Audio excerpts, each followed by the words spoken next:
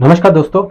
आज के इस वीडियोस में आप बेसिक रियल एस्टेट के बारे में इंफॉर्मेशन जानेंगे, जिससे आपको आसानी होगी रियल एस्टेट में काम करने की और रियल एस्टेट को बेसिक तरीके से समझने की। जिससे क्या है कि आप रियल एस्टेट का जो मॉडर्न युग है उसके बारे में आप समझ पाएंगे। तो बिना देरी किए फिर शुरू करते हैं रियल एस्टेट। अभी आप जो वीडियो देख रहे हैं, इस वीडियो में आपने बहुत सारी बिल्डिंग देख रहे हैं जो कॉमर्शियल एक्टिविटीज में आती है। और इसी तरह के कॉमर्शियल जो एक्टिविटीज है, ये इन तरह के बिजनेस को रियल एस्टेट बिजनेस कहा जाता है।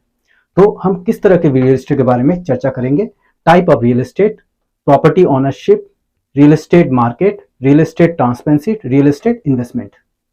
तो इन सब चीजों के बारे में चर्चा करेंगे। तो चलिए शुरू करते हैं। Basic type of real estate, इसमें मेन रियल एस्टेट का जो बिजनेस किया जाता है 4 टाइप में होता है, mainly residential, commercial, industrial and special purpose. और चौथे में आता है agriculture.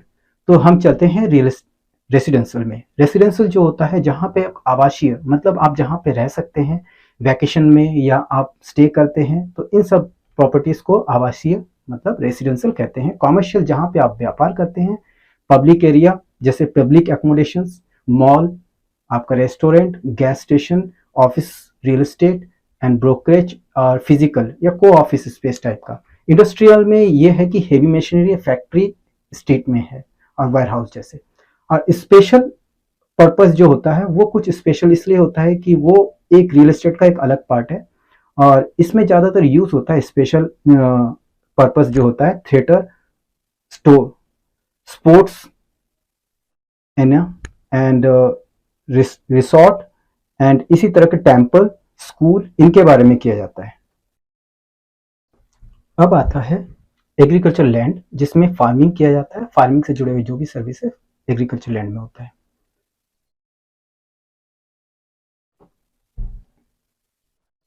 Property ownership, property ownership जो होता है 2 तरह के होते हैं, एक फ्री होल्ड और एक लीज होल्ड। फ्री होल्ड जो होता है परमानेंट बेस पे होता है, लीज होल्ड होता है टेम्परेरी बेस पे होता है। फ्री होल्ड का मतलब ये हो गया कि किसी भी तरह से ये फ्री है, मतलब इसका कोई बकाया किस तरह कुछ भी नहीं है और जो भी अथॉरिटी इसको सैंक्शन करती है वो उसने क्लियर करा। जैसे कि आपके बाप दादा की प्रॉपर्टी, राजा महाराजाओं की प्रॉपर्टी होती है, पीढ़ी दर पीढ़ी चलते आती है, तो मतलब वो पूरी तरह से फ्री होती है, पूरा का पूरा मालिकाना हक आपके होता है। तो उस तरह की प्रॉपर्टी को फ्री होल्ड कहते हैं। लीज होल्ड का मतलब होता है किराए पे रहना, मतलब किराए पे आपका 1 महीने से लेके 100-200 साल तक भी हो सकता है। तो इसको लीज होल्ड बोलते हैं। एक टाइम के बाद आपको उसके मालिक को हैंड ओवर करना पड़ेगा, तो वो लीज होल्ड प्रॉपर्टी होती है। ऐसी बहुत सारी प्रॉपर्टीज है लीज होल्ड में आती है। Real estate market, real estate market जो होता है ये कई सारे फैक्टरों पर वो डिपेंड करता है। Demand and supply, economical condition के ऊपर भी डिपेंड करता है देश की, आपके इंटरेस्ट रेट, बैंकों का जो इंटरेस्ट रेट, गवर्नमेंट की जो पॉलिसीज होती है, और मार्केट का जो कंडीशंस होता है ये इम्पैक्ट करता है वैल्यू, रेंटल वैल्यू रेट के ऊपर। इसके ऊपर ही मार्केट डिसाइड करता है इसकी rate value. Real estate transactions, real estate की ट्रांजेक्शन जो होता है सेलिंग रियल एस्टेट और सर्चिंग करने के लिए नेगोशिएशन और ड्यू, और इसके लिए सबसे परफेक्ट होता है एजेंट और ब्रोकर। ये इस तरह की सर्विसेज देते हैं जो रियल एस्टेट में बहुत अच्छी काबिल तारीफ है, जो आपकी बड़ी सी डिसीजन को ईजी कर देती है। तो रियल एस्टेट में रियल एस्टेट एजेंट का बहुत बड़ा रोल है, जो आपको सर्विस लेना चाहिए। बहुत सारे आपको गाइड मिलेंगे कम से कम टाइम में। तो इसी तरह की और भी सर्विसेज लेने के लिए और आप खुद गाइड लेते हैं या आपको गाइड की जरूरत है, तो आप प्लीज कमेंट करके जरूर बताएं। अभी हम जानेंगे रियल एस्टेट के इन्वेस्टमेंट के बारे में। Real estate investment, real estate investment can be investment opportunity provide potential income.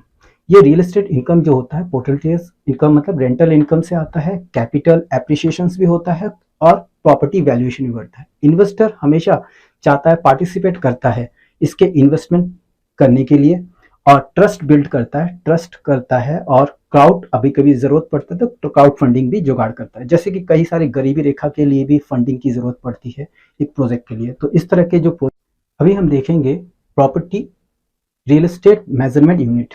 Real estate management unit जो है नॉर्थ और वेस्ट में बीघा, बीघा पुका, विश्वा, किला, कर्नल, गोंबा, सहुआ, सराय और मैया। एंड ईस्ट इंडिया में धूर, कथा, चैफ, लीचा। साउथ में ये अना, अकानम, गुत्था, कुचम, गाउंड, सेंट। और ग्लोबल में स्क्वायर फीट, स्क्वायर यार्ड, एकड़, हेक्टर में काउंट किया जाता है। यह एक स्टैंडर्ड है। सुपर एरिया, वेस्ट कारपेट एरिया। सुपर एरिया और कारपेट एरिया से आप समझ पा रहे होंगे, आपने कई बार लैंग्वेजेस सुना होगा। कारपेट एरिया का मतलब ये हो गया कि जो रूम के अंदर का स्पेस होता है जिसमें आप अपना फर्नीचर रख सकते हैं, आप यूज कर सकते हैं अपना इनसाइड वाले रूम के इनसाइड, तो उसको कारपेट एरिया कहा जाता है। सुपर एरिया वो होता है जैसे कि लिफ्ट का एरिया, बालकनी का लिफ्ट का एरिया हो गया, प्लेग्राउंड हो गया, पार्किंग एरिया हो गया, ये सारे सुपर एरिया में आते हैं। तो सुपर एरिया जो रहता है सबको मिला के सुपर एरिया किया जाता है। सुपर एरिया के अंदर कारपेट एरिया भी आता है। कारपेट एरिया जो होता है ये रेरा के हिसाब से आपको एक बाउंड किया जाता है। बिल्डर आपको रेरा के रूल्स के अकॉर्डिंग कारपेट एरिया सेल करता है। सुपर एरिया उसके साथ ही एक इंक्लूडेड होता है जो सर्विसेज आपको दी जाती है एमिनिटी के साथ। और खासकर कारपेट एरिया होता है 60 से 70% बिल्डअप एरिया होता है। तो अभी आप देख पा रहे हैं ये जो कारपेट आपको दिखाया गया है वीडियो में, इस वीडियो में ये खुला सा कारपेट स्पेस है जो इस एरिया को आप कारपेट बोल सकते हैं। और यहाँ पे आप पूरा जो बिल्डिंग का एरिया है जो प्लॉट के ऊपर बना गया है, जितनी जगह पे ये प्लॉट है उतनी जगह में जितना कवर किया गया है ये पूरा सुपर एरिया में आता है। मतलब पूरा एरिया सुपर एरिया है। कारपेट एरिया देख पा रहे हैं ये रहे। अभी आप सुपर एरिया देखिए, यहाँ पे सुपर एरिया है, ये ऑल यहाँ पे जितना भी इंक्लूड है ये पूरा सुपर एरिया है जिसके अंदर कारपेट भी इंक्लूड होता है। अभी हम जानेंगे main type of real estate. Residential आपको मालूम है जो हमने कह चुके, जिसमें आप रह सकते हैं और रहने के लिए यूज होता है। जो कॉमर्शियल जिसमें आप व्यापार कर सकते हैं, और जैसे कि ऑफिस, स्कूल या कोई भी एक्टिविटीज जो कॉमर्शियल में आता है। एग्रीकल्चर जहाँ पे आप फार्मिंग का काम करते हैं वो एग्रीकल्चर लैंड में आता है। इंडस्ट्रियल लैंड जो होता है जहाँ फैक्ट्री या बड़ी बड़ी मशीनों के बारे में काम किया जाता है वो इंडस्ट्रियल लैंड में आता है। तो अभी चलते हैं।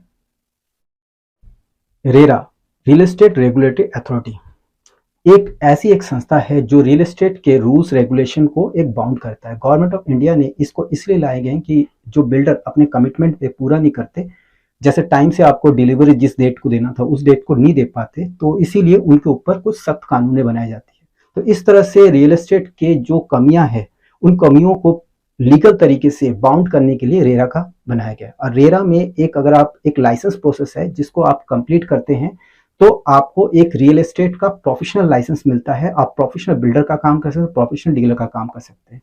तो इसके बारे में मैं आपको और डिटेल बताऊं, प्लीज कमेंट करें तो मैं इसके बारे में फुल वीडियो बनाऊंगा। प्लीज कमेंट जरूर करें जिससे मैं इसके ऊपर अच्छी वीडियो बना सकूं। अभी हम देखेंगे world property law. World property law जो होता है ये अलग अलग कंट्री के हिसाब से, अलग अलग स्टेट के हिसाब से अलग अलग होता है। और इसका जो राइट्स है, प्रॉपर्टी की राइट्स अलग अलग स्टेट में अलग हो सकता है। ट्रांसफर, ऑनरशिप ये और यूजेस के पर्पस के ऊपर इसका अलग रूल्स बनाया जाता है। तो सबका अलग अलग होगा। इसके बारे में आपको डिटेल चाहिए तो प्लीज कमेंट करें, हम इसको एक वीडियो बनाएंगे। अभी हम जानेंगे रियल एस्टेट डॉक्यूमेंटेशन।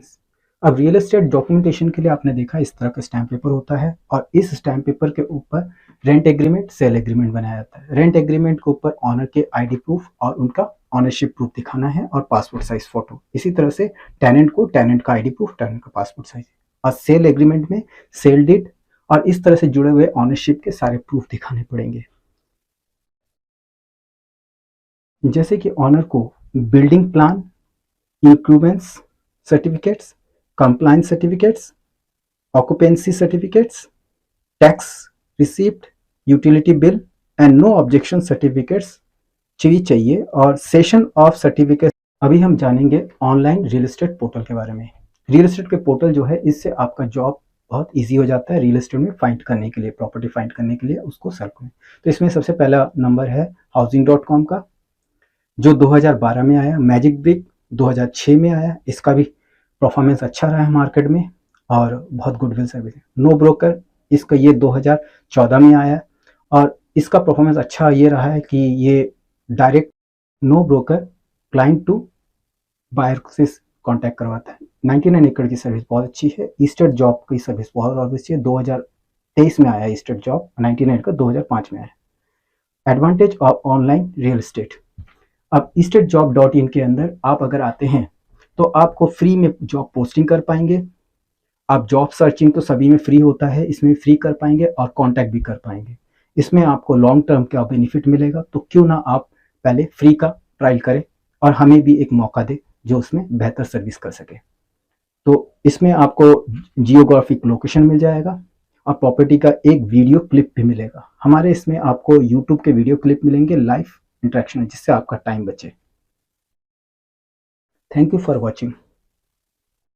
इस तरह की वीडियो देखने के लिए फिर हमें कमेंट करें, जिससे हम इससे बेहतर वीडियो बना सके। और आपको नेक्स्ट कौन सी वीडियो किस टॉपिक पे चाहिए, प्लीज़ इसका कमेंट करें। आपको हमसे जुड़े हुए एडवर्टाइजिंग या वीडियोग्राफी कुछ भी करना है, सर्विस हमें व्हाट्सअप कर सकते हैं, कॉल प्लीज़ ना करें। और हमारे पोर्टल में विजिट करें और उस पोर्टल से आप हमें सीधा कॉन्टैक्ट कर सकते हैं। आप हमारी सपोर्ट टीम आपको ज़रूर सहयोग करेगी। धन्यवाद।